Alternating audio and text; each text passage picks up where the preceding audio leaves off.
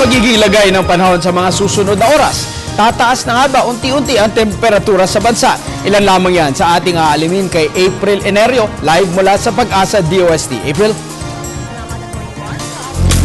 Nagkaka-apekto pa rin. Sa ating balita, nakaka-apekto pa rin ang Easterly sa silangang bahagi ng bansa.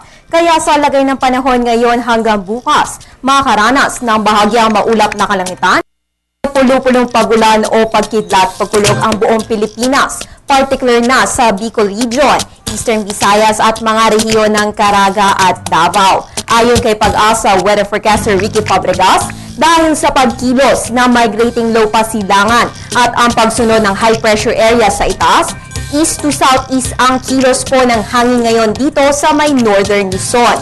Habang east to northeast naman ang mga kahanginan dito sa silangang bahagi ng Central at Southern Luzon, Visayas at Mindanao. Ganun pa man, habang nandyan pa ang mga kahanginan nagmumula sa northeast, makakaranas pa rin tayo ng medyo malamig na mga gabi. Good news naman sa ating mga kababayang mangingisda, hindi nakataas ang gale warning ngayon dahil ayon kay Ricky, magiging katamtaman hanggang sa maalon ang lagay ng karagatan sa silangang bahagi ng bansa.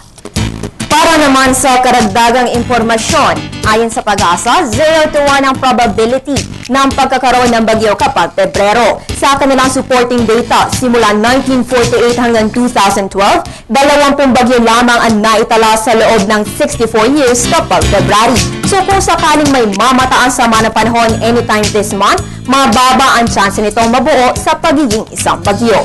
Sa iba pang usapan, paano ba natin malalaman kung papasok na ang init ng summer? Ayon sa Pag-asa, yan ay kapag number 1, humupa na ang amihan. At number 2, ang easterlies na ang dominant weather system na iirag sa bansa. At number 3 ay may high pressure area dito sa may East Philippine Sea. Kapag check ang lahat ng yan, asahan na ang pagtaas ng temperatura sa Pilipinas. Kaya patuloy lang ang ating pagmumonitor sa lagay ng panahon kada oras dito mismo sa Pag-asa sa inyo ng Panahon TV. At yan ang pinakahuling balita mula dito sa Pag-asa DOST. Para sa Telebisyon ng Bayan, April Enerio.